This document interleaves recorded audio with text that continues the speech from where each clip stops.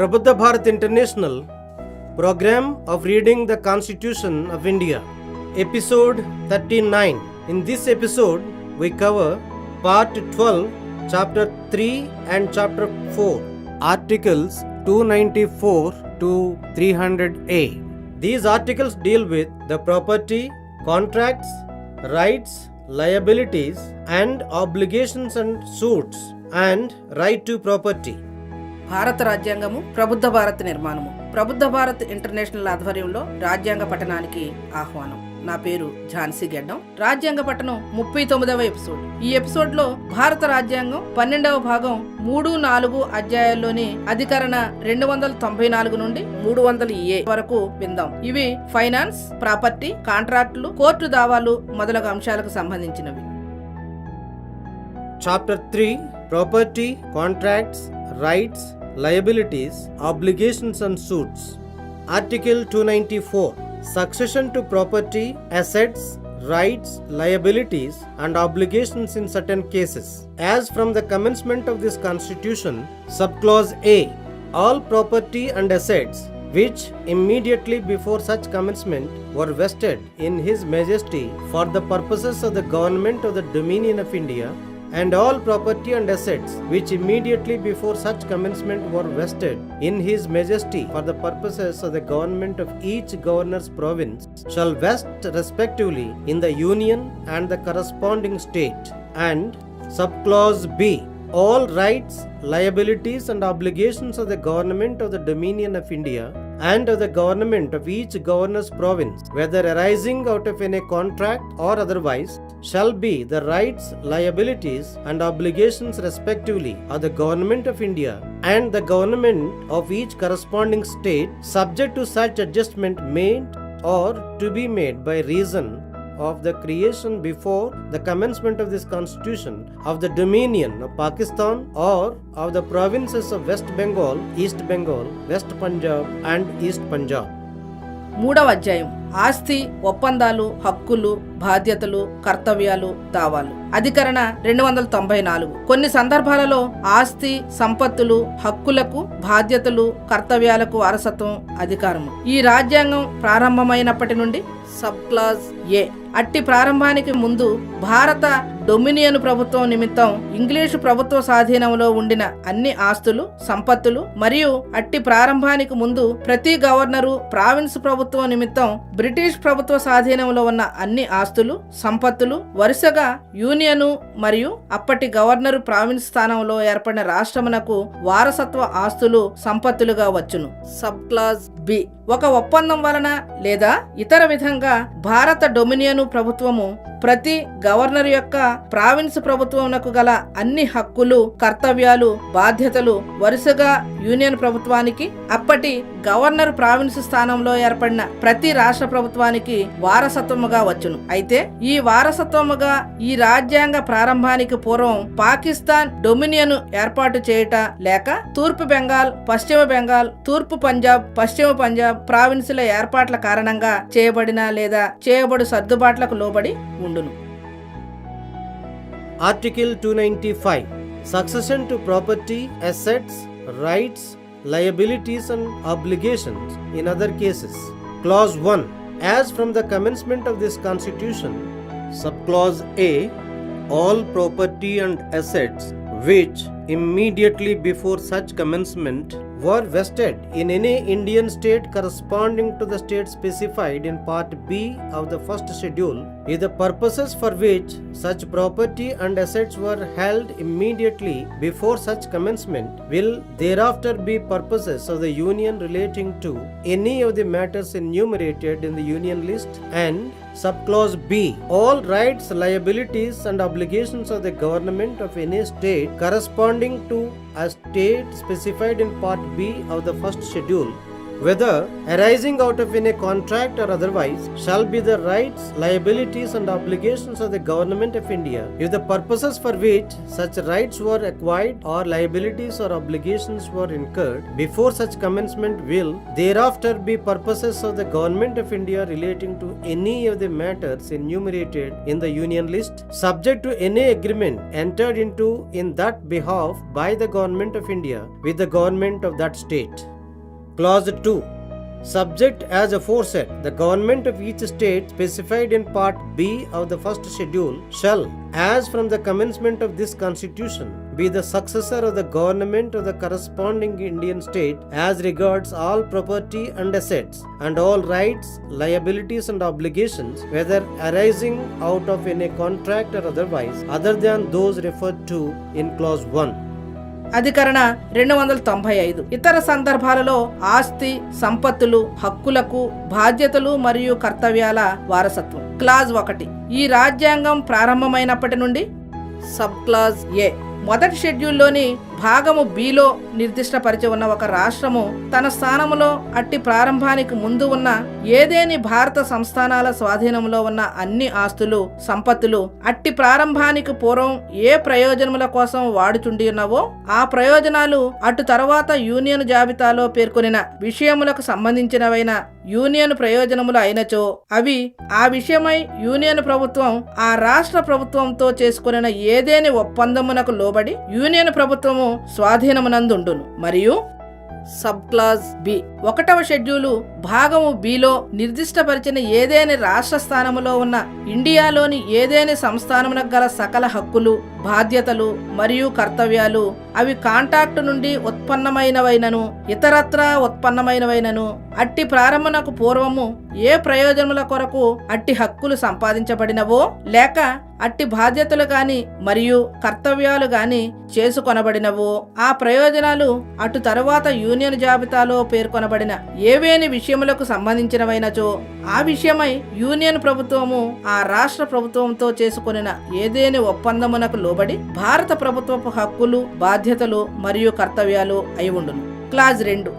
పైన చెప్పిన వాటికి లోబడి నిబంధన 1లో నిర్దేశించిన అంశాలు మినహాయించి 1వ షెడ్యూలు భాగం బిలో నిర్దిష్టపరిచిన ప్రతి రాష్ట్ర ప్రభుత్వము ఆ రాష్ట్ర స్థానంలో ఉండిన సంస్థాన ప్రభుత్వములకు గల ఇతర సకల ఆస్తులు, సంపత్తులు మరియు అన్ని హక్కులు, బాధ్యతలు మరియు కర్తవ్యాల విషయంలో అవి కాంట్రాక్టుల నుండి గాని లేదా ఇతరత్రా ఉత్పన్నమైనవైనను ఈ రాజ్యాంగం ప్రారంభం నుండి ఉత్తరాధికారి అవును. Article 296. Property accruing by estate or lapse or bona vacantia. Subject as hereinafter provided, any property in the territory of India which, if this Constitution had not come into operation, would have accrued to His Majesty, or as the case may be to the ruler of an Indian state by estate or lapse, or as bona vacantia, for want of a rightful owner, shall, if it is property situated in a state, vest in such a state, and shall, in any other case, vest in the Union, provided that any property which at the date when it would have so accrued to His Majesty or to the ruler of an Indian state was in the possession or under the control of the Government of India or the Government of a state, shall, according to the purposes for which it was then used or held for purposes of the Union or of a state, vest in the Union or in that state.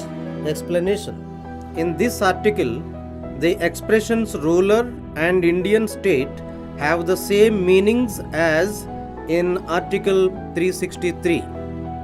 అధికరణ 296. ఎచ్చిట్ లేక labs లేక బోనా వెకెన్షియాగా ప్రాప్తమైన ఆస్తి. ఇందులో ఇటు పిమ్మట నిబంధించిన వాటికి లోబడి భారత భూభాగంలోని ఏదేని ఆస్తి ఈ రాజ్యాంగం అమలులోనికి రాకుండినచో ఎచ్చిట్ లేక ల్యాబ్స్ లేక బోనా వేకెన్షియా కారణంగా హక్కుగల యజమాని లేకుండుట వలన కలిగిన స్వామిహీనతం వలన బ్రిటిష్ సామ్రాట్టుకు లేక ఎవరేని ఇండియాలోని సంస్థానాధీశునికి ప్రాప్తించిండేటిదో ఆ ఆస్తి ఏ రాష్ట్రంలో ఉంటే ఆ రాష్ట్ర ప్రభుత్వమునకు ఇతర సందర్భములలో యూనియన్ ప్రభుత్వమునకు ప్రాప్తించును. అయితే ఏదేని ఆస్తి బ్రిటిష్ సామ్రాట్టుకు గాని ఇండియాలోని సంస్థానాధీశునికి గాని అట్లు ప్రాప్తించి ఉండేటి తేదీన భారత ప్రభుత్వ స్వాధీనంలో లేక నియంత్రణలో ఉండినచో అది అప్పుడు ఉపయోగించబడిన లేక అప్పుడు కలిగి ఉండిన ప్రయోజనములు యూనియన్ ప్రభుత్వ ప్రయోజనములైనచో యూనియన్ నందును లేదా రాష్ట్ర ప్రయోజనములైనచో రాష్ట్రమునందును నిహితము కావలెను. విశదీకరణ: ఈ అధికారంలో సంస్థానాధీశుడు భారతీయ సంస్థానము అను వ్యక్తీకరణలకు అధికరణ 363లో వాటికి ఇవ్వబడిన అర్థములే ఉండును.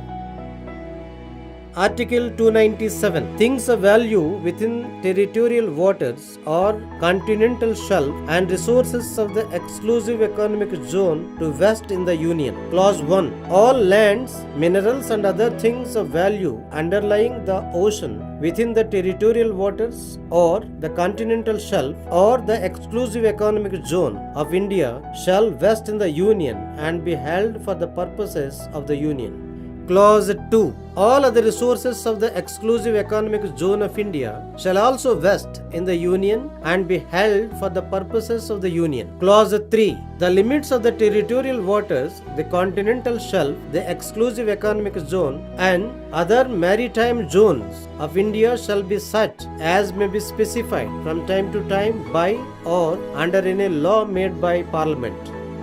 అధికరణ 297. తీర ప్రాంతీయ సముద్ర జలాలలో లేదా మహాద్వీపీయ భూభాగ సరిహద్దులో విలువైన వస్తువులు మరియు ప్రత్యేక ఆర్థిక హక్కులు గల సరిహద్దు ప్రాంతంలోని వనరులు యూనియన్ ప్రభుత్వానికి స్వాధీనమగుట. క్లాజ్ 1. భారతదేశపు తీర ప్రాంత సముద్ర జలాలలో లేక సరిహద్దు పరిధిలోని సముద్రంలో లేక ప్రత్యేక ఆర్థిక హక్కులు గల సరిహద్దు ప్రాంత పరిధిలో గల అన్ని భూములు, ఖనిజములు, ఇతర విలువైన వస్తువులు యూనియన్ యందు నిహితమగును. అవి యూనియన్ ప్రయోజనముల కోసం ఉండవలెను. క్లాజ్ 2. భారతదేశపు ప్రత్యేక ఆర్థిక హక్కులు గల సరిహద్దు ప్రాంత పరిధిలోని ఇతర వనరులు అన్నియు యూనియన్ నందు నిహితమగును. అవి యూనియన్ ప్రయోజనాల కోసం కలిగి ఉండవలెను. క్లాజ్ 3. భారతదేశంలోని తీర ప్రాంత సముద్ర జలాలు, మహాద్వీపీయ సరిహద్దు, ప్రత్యేక ఆర్థిక మండలి సరిహద్దు పరిధి, ఇతర సముద్ర మండళ్ల సరిహద్దులు పార్లమెంటు ఎప్పటికప్పుడు చేయు శాసనం ద్వారా లేదా ఆ శాసనం క్రింద నిర్దిష్టపరిచినట్టువై ఉండును. Article 298. Power to carry on trade, etc. The executive power of the Union and of each state shall extend to the carrying on of any trade or business and to the acquisition, holding and disposal of property and the making of contracts for any purpose, provided that subclause A. The said executive power of the Union shall, in so far as such trade or business or such purpose is not one with respect to which Parliament may make laws, be subject in each state to legislation by the state. And subclause B. The said executive power of each state shall, in so far as such trade or business or such purpose is not one with respect to which the state legislature may make laws, be subject to legislation by Parliament. అధికరణ 298. వ్యాపారము మొదలైనవి కొనసాగించు అధికారము. Union ప్రభుత్వము ప్రతి రాష్ట్ర ప్రభుత్వములు ఏదేని వ్యాపారమును లేక వర్తకమును కొనసాగించడానికి మరియు ఆస్తిని ఆర్జించడానికి, స్వాధీనంలో కలిగి ఉండడానికి మరియు వ్యయము చేయడానికి మరియు ఏదేని ప్రయోజనం కోసం కాంట్రాక్టులను కుదుర్చుకోవడానికి వాటి కార్యనిర్వహణాధికారము విస్తరించబడి ఉంటాయి. అయితే సబ్ క్లాజ్ ఏ. సదరు యూనియన్ కార్యనిర్వహణాధికారము పార్లమెంటు శాసనము చేయు రంగాలలో ఏదో ఒక దాని క్రిందకి రానట్టి వ్యాపారము, వాణిజ్యము లేదా ప్రయోజనములకు సంబంధించినంత వరకు ఆయా రాష్ట్రాలలో సంబంధిత రాష్ట్ర శాసనములకు లోబడి వర్తించును. మరియు సబ్ క్లాజ్ బి. సదరు ప్రతి రాష్ట్ర కార్యనిర్వహణాధికారము రాష్ట్రాలు శాసనాలు చేయు రంగాలలో ఏదో ఒక దాని కిందకి రానట్టి వ్యాపారము, వాణిజ్యము లేదా అట్టి ప్రయోజనములకు సంబంధించినంత వరకు పార్లమెంటు శాసనములకు లోబడి పనిచేయును. Article 299. Contracts. Clause 1. All contracts made in the exercise of the executive power of the Union or of a state shall be expressed to be made by the President or the Governor of the state, as the case may be, and all such contracts and all assurances of property made in the exercise of that power shall be executed on behalf of the President or the Governor by such persons and in such manner as he may direct or authorize. Clause 2. Neither the president nor the governor shall be personally liable in respect of any contract or assurance made or executed for the purposes of this Constitution or for the purposes of any enactment relating to the government of India heretofore in force, nor shall any person making or executing any such contract or assurance on behalf of any of them be personally liable in respect thereof. అధికరణ 299 కాంట్రాక్టులు. Clause 1 union లేదా రాష్ట్ర పరిపాలనాధికారమును ఉపయోగిస్తూ కుదుర్చుకొను కాంట్రాక్టులు దేశాధ్యక్షుని లేదా సందర్భానుసారము రాష్ట్ర గవర్నరుచే కుదుర్చుకొనబడినవిగా వ్యక్తీకరించబడవలెను. మరియు ఆ అధికారము ద్వారా కుదుర్చుకొనినట్టి అన్ని కాంట్రాక్టులు, ఆస్తి హామీలు దేశాధ్యక్షుని లేదా గవర్నరు తరపున ఆయనచే ఆదేశించబడినట్టి లేదా అధికారమియ్యబడినట్టి వ్యక్తులు పద్ధతుల్లో నిర్వహించబడవలెను. క్లాజ్ 2 ఈ రాజ్యాంగ ప్రయోజనముల కొరకు లేదా ఇక మీదట అమలునందుండు ఏదేని యూనియను ప్రభుత్వ శాసనం కొరకు కుదుర్చుకొనబడిన లేదా నిర్వహించిన ఏదేని కాంట్రాక్టు లేదా హామీలకు దేశాధ్యక్షులు గాని లేదా గవర్నరు గాని వ్యక్తిగతముగా బాధ్యులు కారు. అంతేకాకుండా వారిలో ఎవరి తరపునైనను ఏదేని అట్టి కాంట్రాక్టు లేదా హామీ ఇచ్చినా లేదా కుదుర్చుకొనిన ఏ వ్యక్తి కూడా దానికి వ్యక్తిగతంగా బాధ్యులు car. Article 300 Suits and Proceedings. Clause 1 The Government of India may sue or be sued by the name of the Union of India, and the Government of a state may sue or be sued by the name of the state, and may, subject to any provisions which may be made by Act of Parliament or of the legislature of such state, enacted by virtue of powers conferred by this Constitution, sue or be sued in relation to their respective affairs in the like cases as the Dominion of India and the corresponding provinces or the corresponding Indian states might have sued or been sued if this Constitution had not been enacted. Clause 2 If at the commencement of this Constitution, subclause A, any legal proceedings are pending to which the Dominion of India is a party, the Union of India shall be deemed to be substituted for the Dominion in those proceedings. And subclause B, any legal proceedings are pending to which a province or an Indian state is a party, the corresponding state shall be deemed to be substituted for the province or the Indian state in those proceedings. అధికరణ 300 దావాలు ప్రొసీడింగులు.